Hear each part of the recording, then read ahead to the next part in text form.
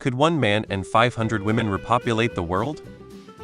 The lack of genetic diversity would 1. Lead to huge inbreeding and 2. Make them extremely susceptible to genetic shocks like disease. But if they could somehow survive past the first few centuries, genetic mutations could start to deal with each of those issues, not without serious genetic problems. Too small a gene pool. It takes about 80 people, by most calculations, to have good odds of survival based on diversity in the gene pool to repopulate to Earth. When there isn't enough, inbreeding would cause them to likely suffer too many abnormalities and die out. So yes, there are some good YouTube videos on this.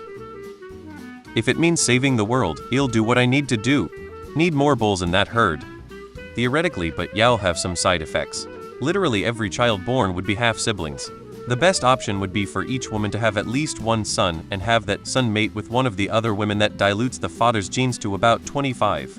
But unless that second generation can also mate with the original stock of women to dilute the father's DNA further, you are going to end up with a population that never dilutes the father's DNA.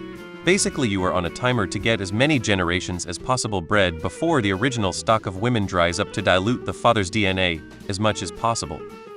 Average pregnancy duration is 280 times 500 women, assuming they take a couple of months off after the kid is born.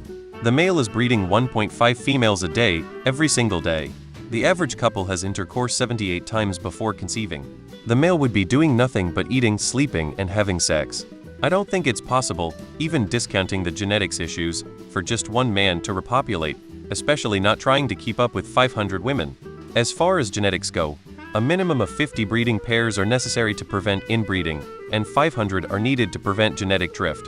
Either way, 1 male, regardless of the number of females, is not sufficient to repopulate. The genetic bottlenecking would severely damage our chances of evolutionary success. Men can produce 500 sperm a second, so sure, there's plenty to go around. A single Y chromosome being passed on to all future men forever unless there are beneficial neutral mutations is a bit risky, though. Yes, but then humanity will die from all the retardation and birth defects from incest. Technically yes, but it'd be a very unhealthy population. 400 women and 2 men would actually be better. No, because there'd basically be 1 single Y chromosome floating around for every single male child. And unless those male children grow up and mate with their father's other lovers, the only women they could mate with would be their half-full siblings. The whole population would collapse under the weight of rampant incest-related congenital birth defects in only a few generations. I don't know what would be worse, having to ask all 500 women how their day was when you got home, or having to listen to all 500 women giving an answer as, no, all the kids would be siblings. Probably not with everyone being half-siblings from the get-go. I recommend rubbing a piece of radium on his balls between mating to force mutations in his sperm, to expand the gene diversity as, this is a fallout vol. The spirit is willing, but the flesh is spongy and bruised. https://m.youtube.com/equals 0b11me07g. Technically yes, but the levels of cat fighting and narcissism would be off the scale. The guy would probably run away and become a hermit. No, probably they could, but that's not gene diversity. Also, I would be damned if I had to fuck a man who slept the rest of the world, so I would just hope we die out. Everybody assuming here that the guy has to have sex with all those women. Why not have tons of sex with 100 women, and have the other 400 women freeze their eggs? Then later, the offspring will be able to keep using those eggs for genetic diversity. That's Vault 69.